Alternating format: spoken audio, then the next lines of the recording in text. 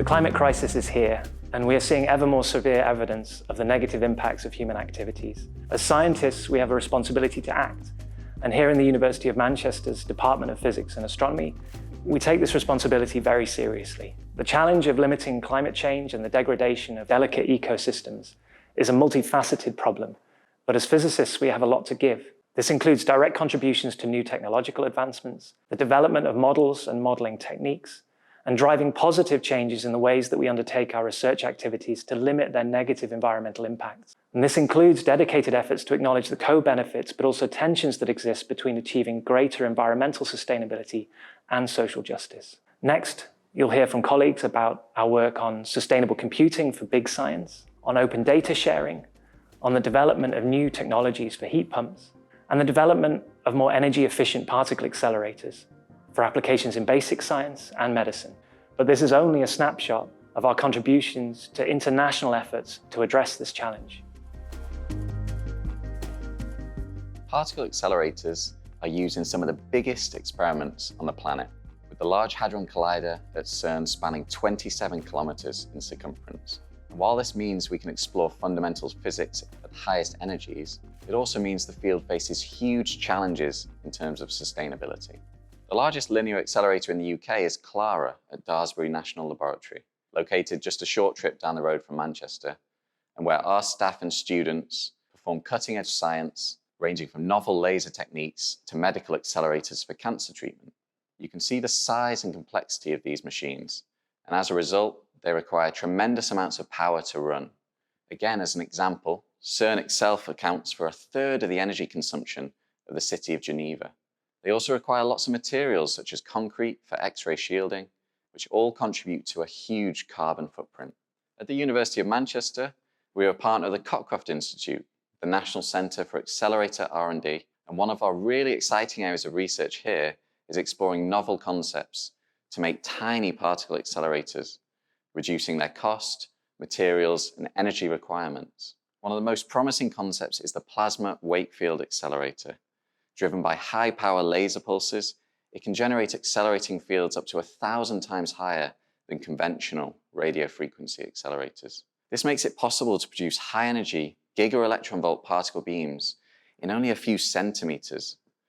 This drastic reduction in size has the potential to radically transform the future of particle acceleration, but there are still major challenges to solve to make this technology ready for real-world applications. And it's here at Manchester, with our team of research staff and students, where we work to solve these challenges and take the next steps towards a sustainable future.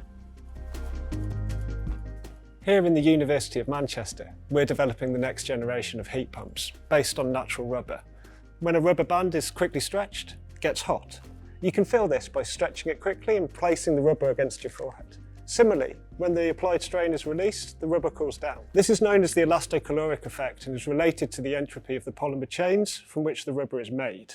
When the rubber is stretched, the chains align and their entropy decreases, resulting in an increase in temperature. This heating and cooling cycle exhibited as you stretch and release is physically analogous to the refrigerant cycle that occurs in refrigerators, heat pumps, and air conditioning units. The problem with AC units and the like is that they use chemicals known as refrigerants, which have a global warming potential 1,000 times that of CO2. It might surprise you, but elastic bands and the renaissance of polymer elastocalorics could underpin the future of solid-state cooling technology, replacing conventional vapor compression refrigeration systems.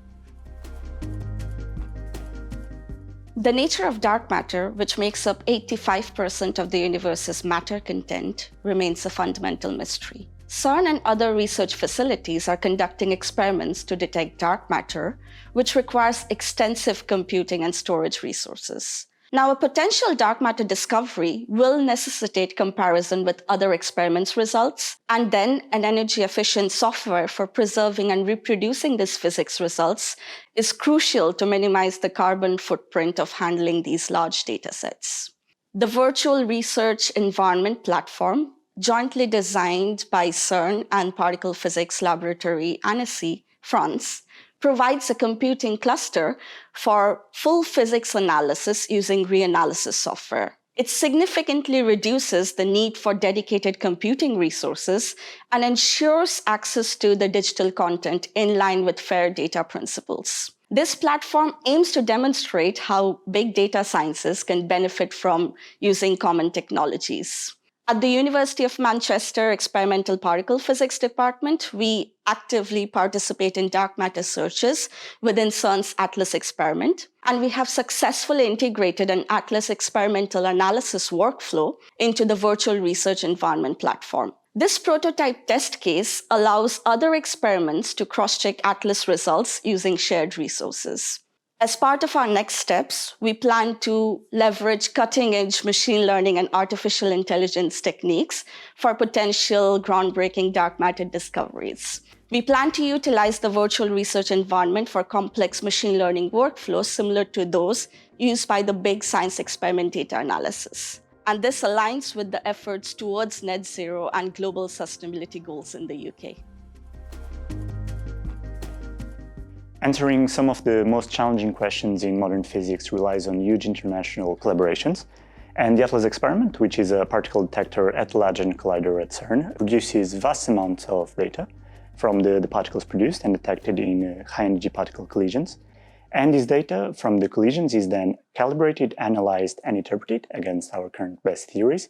And this is done in order to search for answers to questions about what our universe is made of, and the nature of the fundamental forces that govern the interactions between the matter.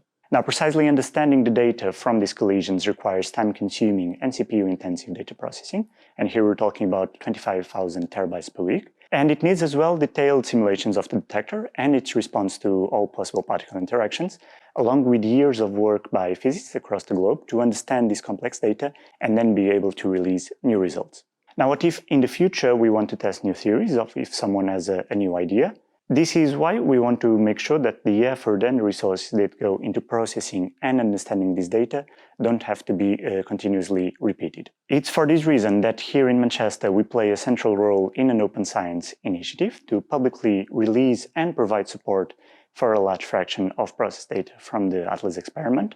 And in addition to the datasets, we also provide documentation, tools, and education material such that the users can understand the data and explore its full potential. Now, this enables greater transparency and reproducibility of scientific results, and allows as well for a wider participation in the exploration of this scientific research. This data is already being used in Manchester, in particular in public events and educational activities, and our undergraduates analyze this data to tackle their own research questions, and we are currently developing a new program to bring this data into schools to support physics and computer science education.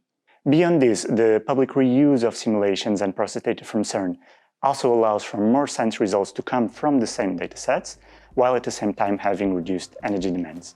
And by providing a greater access to scientific data to the worldwide community, we also allow for the development of new ideas that can improve the data analysis via more efficient, novel means, and this can enable potential future discoveries. Members of our department have spotlighted examples of where environmental sustainability is a direct focus of our research, and examples of how we are embedding sustainability into the way that our research is undertaken. Our undergraduate physics course is informed by this world-leading research, and this includes the same theme of environmental sustainability, as well as associated issues of equity and inclusion. As a graduate of the University of Manchester Physics Programme, you'll be equipped with the skills needed to help build the green economy that our future depends upon. You will have acquired the quantitative and problem-solving skills that are highly prized in physics graduates, and you will have had the opportunity to complement these key physics competencies with courses on energy sources, data science, or various applied disciplines, as well as courses provided by our colleagues in the Department of Earth and Environmental Sciences, the School of Biological Sciences, and the Manchester Enterprise Centre on climate and energy, atmospheric physics and weather, meteorology and forecasting, biodiversity, or interdisciplinary sustainable development. You will have found undergraduate research projects on offer with varying focuses on sustainability, from projects aiming to ensure the climate resilience of basic science, to others with direct implications for climate mitigation. From there, a sustainable future is yours to build, and we will be proud to have championed you on your way.